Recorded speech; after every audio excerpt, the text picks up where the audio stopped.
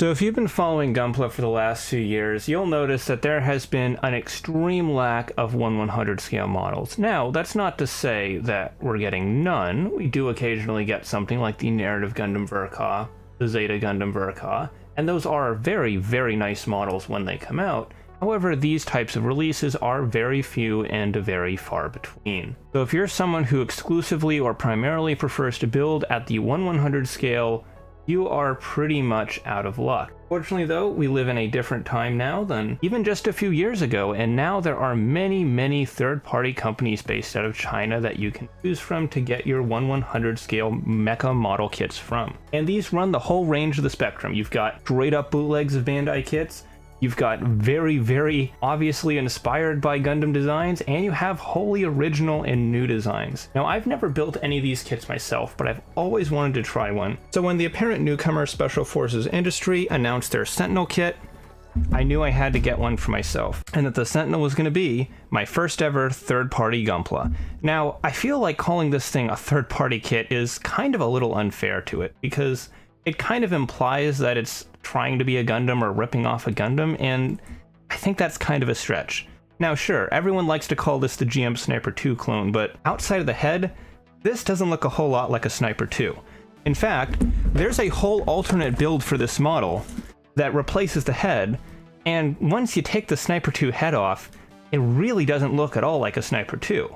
Now, that's not to say there aren't other aspects of the design that are definitely Gundam inspired. We have some Pale Rider style booster pieces here in the legs, and these shields definitely took some inspiration from the Jesta, but for the most part, I feel like calling this a third-party Gundam is like calling the Ingram from Patlabor a third-party Gundam, or the Levitine a third-party Gundam. Like, at this point, it's basically its own mecha. And that's one of the things that really got me interested in trying this kit, and the other one is just the general aesthetic style of it.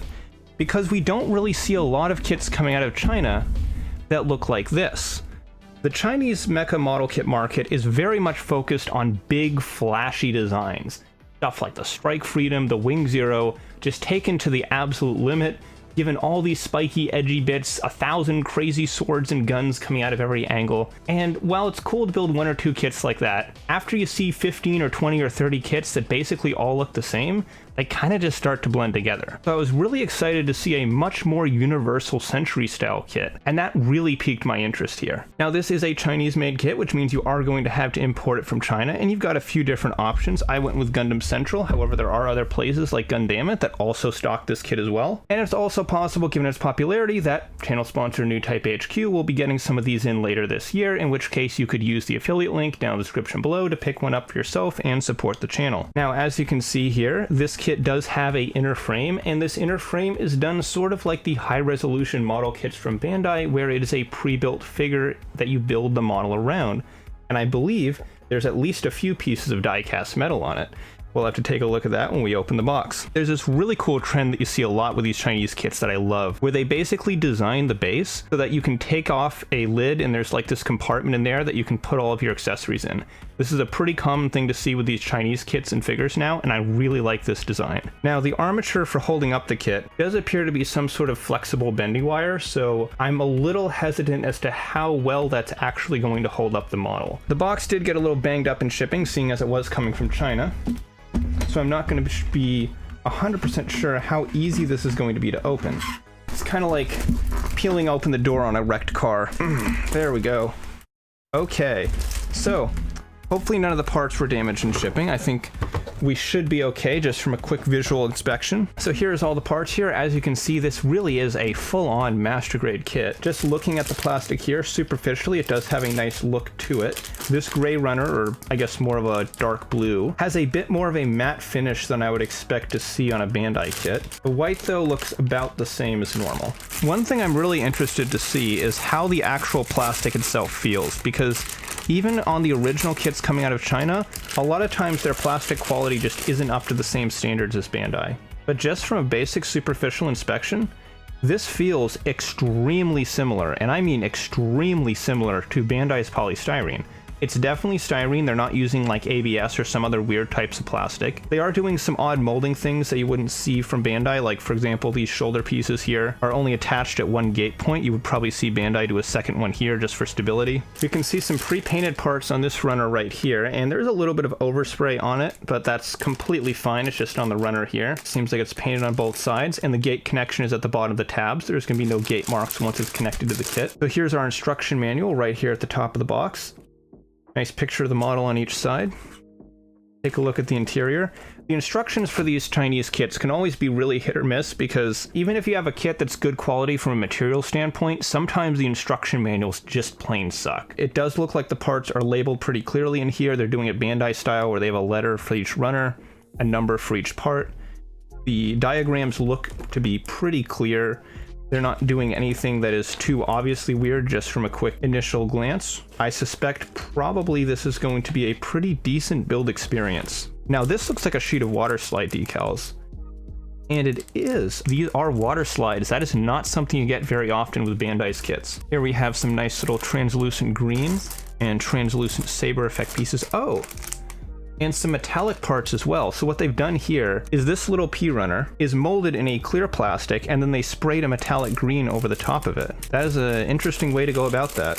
Here's a second gray color that's more of a gunmetal, like the other gray. This has a bit of a matte finish on it as well. And when I say a matte finish, I don't mean that there's some sort of coating sprayed over the top. I mean the plastic itself is molded so that it has a bit more texture to it. And it's an interesting look. I do quite like it. Well, these beams are interesting. They're molded out of the clear pink color, but they've got like a neon pink sprayed over the top of them. There's a lot more coated pieces in this kit than I was expecting. What's really caught my attention though, oh yeah, is this frame, and I can immediately tell just by picking it up, there is a lot of die-cast metal in here. This feels like it is probably around 70 to 80% die-cast metal. Anything that's like this darker, more metallic color is totally made out of metal. So this whole leg frame section here, the waist, the elbows, the mid-torso, the feet, wow. This is the just chunkiest, heaviest feeling figure that I think I've ever held. That is so cool. And the joints feel nice. Good tension, nice and tight. I've not had a lot of experience with figures that have this much metal built in, so I'm not sure how that's going to affect the joints over time.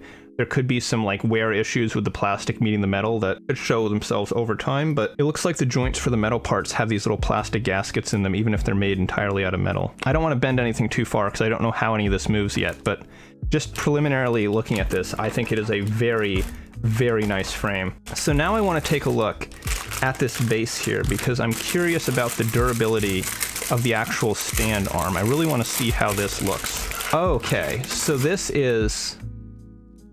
Oh, okay, this is going to be not a problem at all. This feels very industrial. It's like a giant coil spring. It's very stiff, very sturdy. Yeah, this could easily hold the weight of that frame that I just picked up. I am no longer worried about this thing sagging over time. That is a very, very sturdy stand.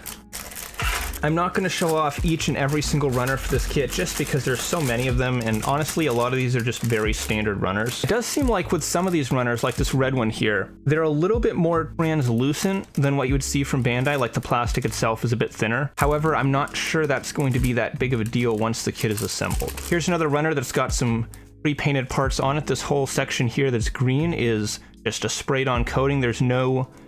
Actually, hang on.